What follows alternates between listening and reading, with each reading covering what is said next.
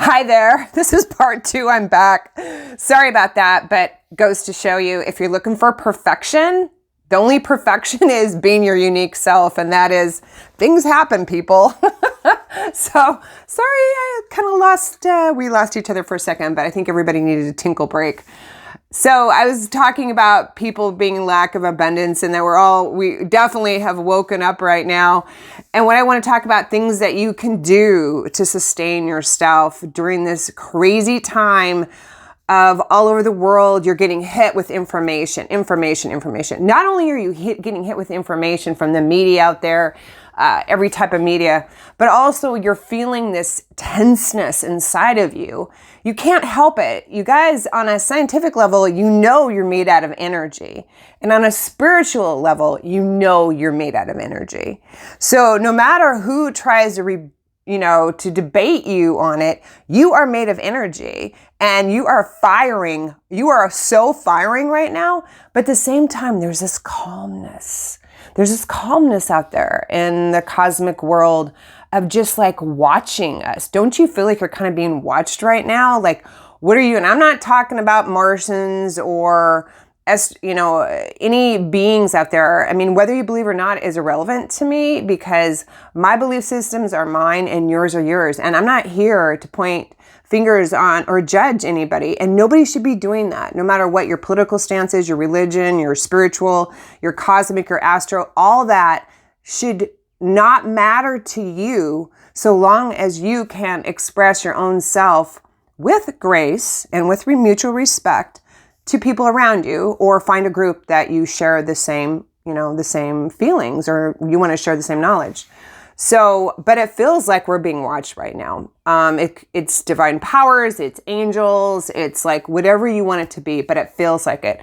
And it could also be our own selves going outside our own bodies and looking at ourselves and going back, and like I said earlier on part 1, going into those triggers of going into that child in us. For me, my fault line, which fault lines means those places in your life that you had some kind of trauma or big experience that created some fear or less of value, whatever you want to call it. And for me, my first experience was in grade school, of wanting to be liked and, wanting to be popular in 10th grade.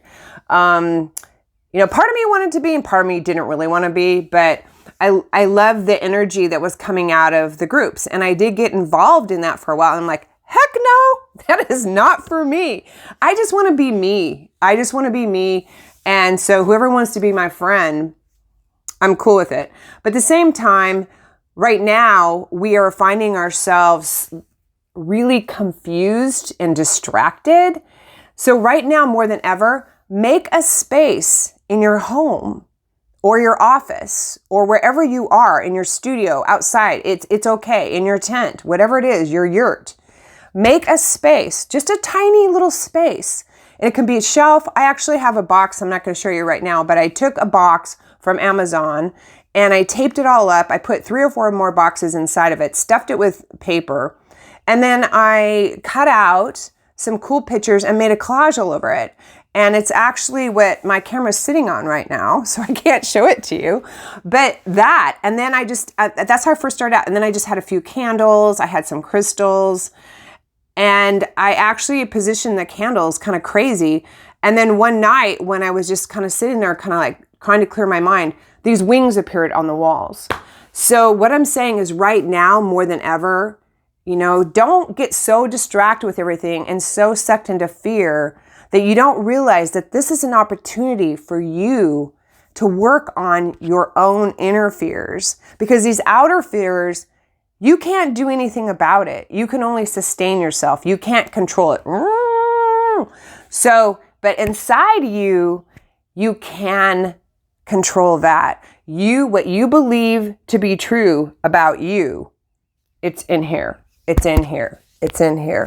So today, tonight, tomorrow, the next few days, I would really like you just to take anything. It could be boxes laying around the house. It could be gift boxes, and just stack them. Put a couple candles on them and just light them. It could be in the dark, in the light, whatever works for you. I always play some music. So for me, music is part of me. Art is part of me. Here's a little piece that I made. And you don't have to make your own. You can actually, take something off your own wall somewhere, or you can buy something, or you can just take a card that somebody gave you that you really like and put it on your little box or your little shelf in your candle and light it. And think back into places in your life that you were scared and how this is like triggering into there. And then take it and then walk away from it and think, and talk to that little girl or that little boy and say, you know what? It's going to be okay because I'm here to take care of you.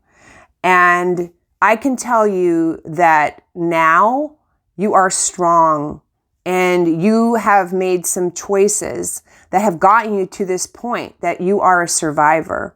And we're going to change this rodeo to that person, which is yourself, your younger self. And then go to the next one, when you first became an adult or maybe even your last relationship, and talk to that person as though that person, you, is your own best friend. What would you say to them to help them no longer be afraid? So kisses and hugs to you. And I'm going to keep on trying to come back and be there for you. And I just want to give you so much love right now. I know my heart's going pitter patter with what's happening. But we're going to be okay because eventually the storm runs out of rain. Where's my clicker? Where is it? I've got to turn this off.